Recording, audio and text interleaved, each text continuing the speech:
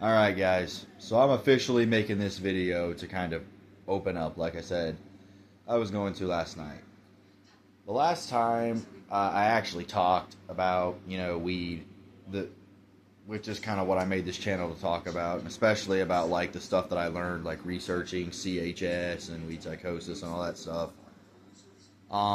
But the last time I actually talked about it, I talked about this whole like DPDR thing.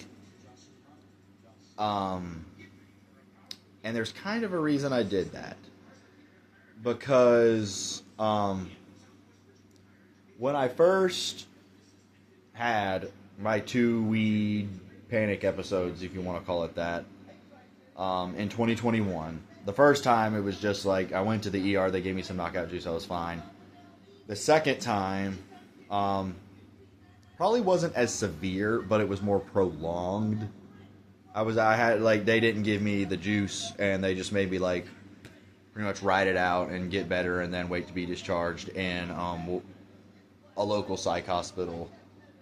But for the next few months after that, if you asked, I would have told you I definitely had this like lingering DPDR issue from weed, and had like some chest pains and some persisting anxiety that I hadn't really had much of in my life prior.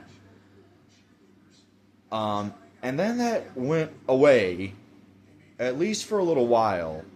But now, in like the last year or so, for about the past year or so, I've started to have some anxiety again, even though there's no more weed in my system. I've been having like just kind of like uncomfortable feelings. It feels like my breathing isn't efficient at times, and it really, really, really frustrates me because it almost makes me feel like I wasted my time even making this channel and doing all of this research to stand up for myself and anyone else who has suffered from this drug, because that is almost like a slap in the face, like discrediting my experience, saying, well, you're going to have the anxiety without it in your system anyway. And I'm just so stressed, and I'm so tired of life kicking my ass about this, guys.